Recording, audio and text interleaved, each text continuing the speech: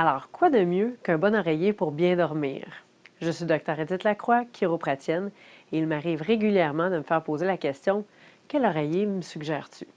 Alors, la capsule d'aujourd'hui vous aidera dans le choix et la sélection d'un oreiller adapté à votre corps pour avoir un sommeil récupérateur tout en évitant de blesser votre cou. Tout d'abord, j'aimerais vous expliquer quelles sont les 3 caractéristiques à connaître pour choisir un bon oreiller. Premièrement, votre oreiller doit maintenir sa forme tout au long de votre période de sommeil. Alors, je vous suggère d'éviter les oreillers de plumes ou d'écailles de sarrasin qui se déforment pendant la nuit et d'opter plus vers des oreillers en fibres synthétiques, hypoallergènes, denses ou en forme mémoire ferme. Deuxièmement, votre oreiller doit être capable de bien supporter votre cou et votre tête, que vous soyez couché sur le dos comme sur le côté. Alors, comme vous avez pu le remarquer, je n'ai pas mentionné la position couchée sur le ventre puisqu'il est à éviter du fait que ça met beaucoup de pression sur les vertèbres de votre cou et ainsi vous occasionner des raideurs ou des torticolis. Donc, selon la position de sommeil à adopter, voici ce que nous vérifions. Sur le dos, il est important que le cou soit bien supporté et que la tête repose au neutre sur l'oreiller. Alors, on veut que le centre de l'oreille soit aligné horizontalement avec le centre de l'épaule et que la tête ne soit ni penchée vers le sternum, ni penchée vers l'arrière.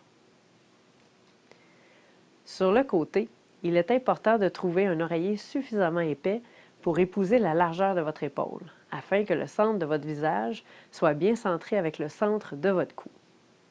Puis, pour terminer, il est essentiel de tenir compte de votre surface de sommeil. Est-ce que votre matelas est plus à ressort ou est en forme mémoire? Pourquoi? Parce que si vous essayez un oreiller sur une surface dure et ferme chez un fournisseur et que votre matelas est plutôt mou et confortable, vous risquez malheureusement d'acheter un oreiller plus épais que ce que vous avez besoin en réalité. Alors prenez compte que si vous essayez un oreiller sur un matelas dense comme le vôtre, vous pouvez l'acheter tel quel si celui-ci respecte les 2 premières caractéristiques que je viens de vous transmettre. Sinon, vous devez sélectionner un oreiller un peu plus épais si votre matelas est plus mou ou un oreiller plus mince si votre matelas est plus ferme.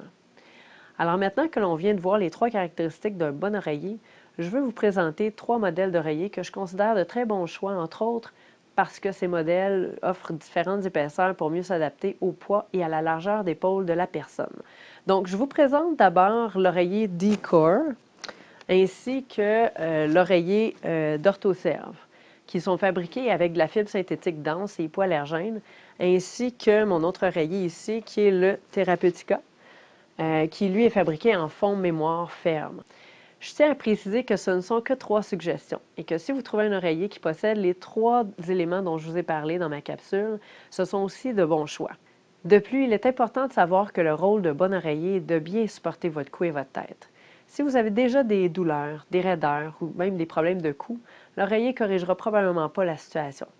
Cependant, un bon oreiller va vous aider à prévenir des problèmes de cou dans le futur. Donc, si jamais vous avez besoin de conseils dans le choix de votre oreiller ou que, malgré le choix d'un bon oreiller, votre sommeil n'est pas récupérateur, communiquez directement à la clinique pour prendre un temps de consultation avec moi. Il me fera plaisir de pouvoir vous aider à mieux dormir.